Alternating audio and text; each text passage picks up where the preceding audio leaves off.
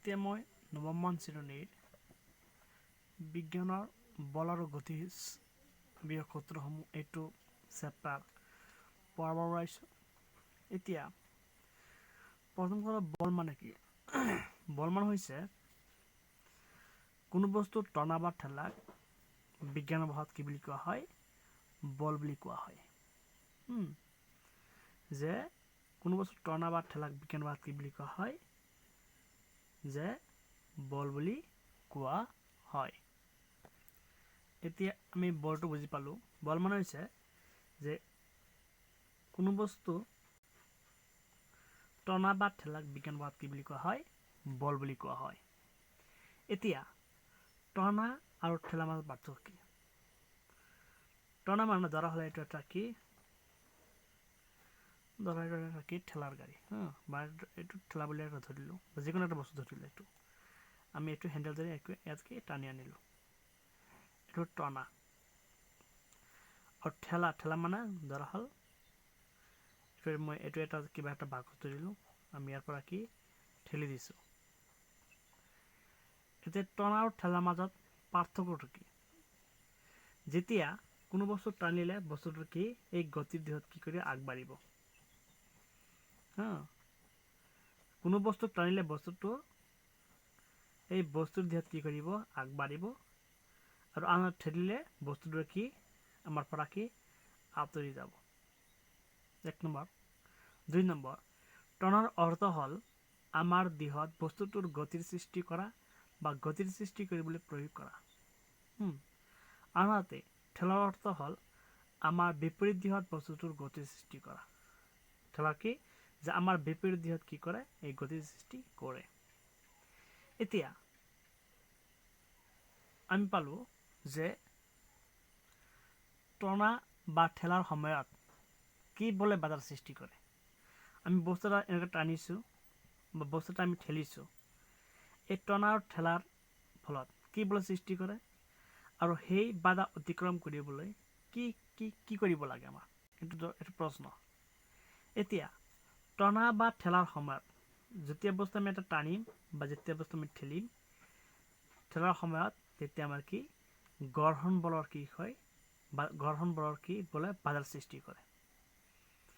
এতিয়া ঘৰ্ষণ বল অতিক্ৰম কৰিবলৈ হ'লে আমাৰ কেইটামান ব্যৱস্থা গ্ৰহণ কৰিব লাগিব। 1 নম্বৰ, যে যদি এই ওপৰৰ পৃষ্ঠটো যদি মসৃণ হয় বা মিহি যদি হয়, তেতিয়া কি ঘৰ্ষণ বল কি কমে। এইটো যদি মিহি হয় তেতিয়া ঘৰ্ষণ বল কমে। আৰু গতি কৰা বস্তু আৰু এই গতি কৰা বস্তু আৰু যিখন তল ওপৰেদি গতি কৰে সেই দুয়োটা কি স্পৰ্শ কৰি পৃথিৱীখন মসৃণ কৰি ল'ব লাগে। 1 নম্বৰ পইণ্ট। 2 নম্বৰ, ঘৰ্ষণ বলৰ বাধা অতিক্ৰম কৰিবলৈ ঘৰ্ষণ বলতকৈ বেছি বল প্ৰয়োগ কৰিব লাগিব। তেতিয়াহে বস্তুৰ গতিৰ সৃষ্টি হ'ব। আকৌ বস্তু বুজি ল'বা যে ধৰা হ'ল আমি এইটো বস্তুকে আমি কি টানিছোঁ, এইটোকে আমি কি বল প্ৰয়োগ কৰিছোঁ। এতিয়া ইয়াত যিমান ঘৰ্ষণ বল আছে, ইয়াতকৈ বেছি যেতিয়া আমি বল প্ৰয়োগ কৰিম তেতিয়া কি হ'ব? এই বস্তুটোৰ কি গতি হ'ব, তেতিয়া গতিৰ সৃষ্টি হ'ব। 3 নম্বৰ, যে আমাৰ আৱৰ্তন ঘৰ্ষণৰ মান পিছৰ ঘৰ্ষণতকৈ কম। 4 নম্বৰ, মসৃণকৰণৰ দ্বাৰা ঘৰ্ষণ বল কমাব পাৰি। আৰু পিছল পদাৰ্থৰ প্ৰয়োগৰ দ্বাৰা বাধা অতিক্ৰম কৰিব পাৰি।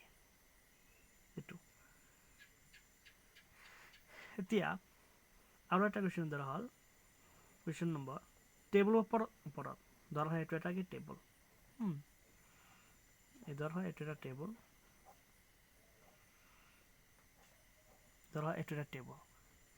এতিয়া এই টেবুলৰ ওপৰত ৰখা ৰবাৰ এটা যদি চেপিলে কোন ধৰণৰ বল প্ৰযুক্ত হয়? ইয়াৰ আগতে আমাৰ কি জানিব লাগিব যে বল মানে আমি এইটো জানিলোঁ অলৰেডি। কুৱেশ্যনটো কি আছিল যে টেবুলৰ ওপৰত ৰখা ৰবাৰ এটা চেপিলে কোন ধৰণৰ বল প্ৰযুক্ত হয়? সমতুল বল নে অসমতুল বল? ব্যাখ্যা কৰা। এই ক্ষেত্ৰত বলৰ কোনটো প্ৰভাৱ পৰিলক্ষিত হয়?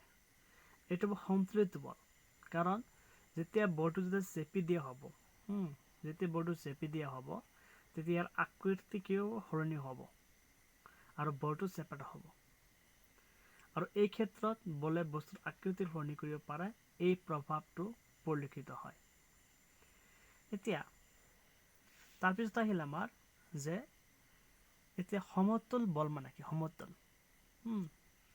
সমতল বল মানে হৈছে যে সমতল বার বা সন্তুলিত বল, সমতল বার বা সন্তুলিত বল যে এটা স্থিৰ বস্তুৰ ওপৰত, ধৰা হয় এইটো এটা স্থিৰ বস্তু, এই স্থিৰ বস্তুৰ ওপৰত বিপৰীত দিশৰ পৰা যদি দুটা বল প্ৰয়োগ কৰা হয়, ইয়াৰ পৰা এটা বল প্ৰয়োগ কৰি ইয়াৰ পৰা এটা বল প্ৰয়োগ কৰা হৈছে, আৰু বস্তুটো যদি স্থিৰ অৱস্থাৰ যদি কোনো পৰিৱৰ্তন নহয়, তেনেহ'লে বস্তুটোৰ ওপৰত প্ৰয়োগ কৰা বল বিপৰীতমুখী বল দুটাৰ পৰিমাণ সমান, আৰু এনে দুটা বলক কি বুলি কোৱা হ'ব? সমতল বল বুলি কোৱা হ'ব। যে এটা স্থিৰ বস্তুৰ ওপৰত বিপৰীত দিশৰ পৰা যদি দুটা বল যদি প্ৰয়োগ কৰা হয় আৰু বস্তুটোৰ যদি স্থিৰ অৱস্থাৰ কোনো পৰিৱৰ্তন নহয়, তেনেহ'লে বস্তুটো প্ৰয়োগ কৰা বিপৰীতমুখী বল দুটাৰ পৰিমাণ সমান, আৰু সেইকাৰণে এই বল দুটা কি বুলি কোৱা হয়? সমতল বল বা সন্তুলিত বল। এতিয়া সন্তুলিত বল আৰু অসন্তুলিত বল মানে কি? এটা বস্তুৰ ওপৰত বিপৰীত দিশৰ পৰা দুটা অসমান বল প্ৰয়োগ কৰিলে যিটো বলৰ পৰিমাণ বেছি সেই বস্তুটো সেই বলৰ দিশত গতি কৰে, আৰু এনে বল দুটা কি বুলি কোৱা হয়? অসন্তুলিত বল বুলি কোৱা হয়। এইটো তোমালোকে লিখি লোৱা। প্ৰশ্ন নম্বৰ 1, সন্তুলিত বল। সন্তুলিত বল কাক বোলে? কোৱা হয়, এনেকৈ লিখিব ল'বা। এটা বস্তুৰ ওপৰত বিপৰীত দিশৰ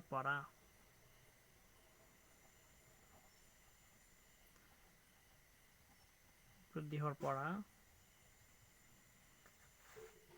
দুটা সমান বল প্ৰয়োগ কৰিলে সমান বল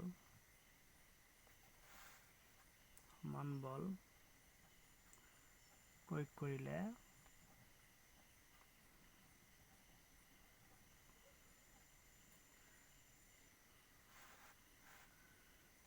বস্তুটোৰ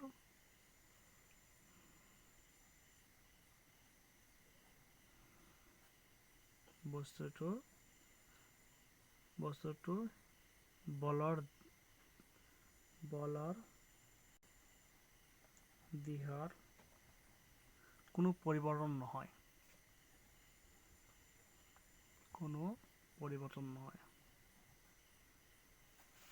পৰিৱৰ্তন নহয়।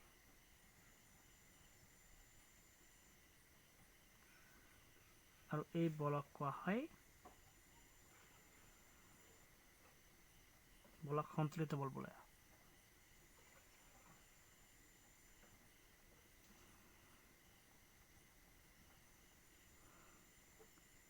যে এটা বস্তুৰ ওপৰত বিপৰীত দিশৰ পৰা দুটা সমান যদি কি কৰা হয়, বল যদি প্ৰয়োগ কৰিলে বস্তু বলৰ দিশৰ কোনো পৰিৱৰ্তন নহয়, এই বলক কোৱা হয় সন্তুলিত বল। ধৰা হ'ল ইয়াৰ পৰা এটা বল প্ৰয়োগ কৰা হয়, ইয়াৰ পৰা দুটা বল প্ৰয়োগ কৰা হয়, যদি এই দুয়োৰ পৰা দুটা সমান বল যদি প্ৰয়োগ কৰা হয়, তেনেহ'লে বস্তুটোৰ অৱস্থাৰ কোনো পৰিৱৰ্তন নহয়, আৰু ইয়াক কোৱা হয় যে সন্তুলিত বল।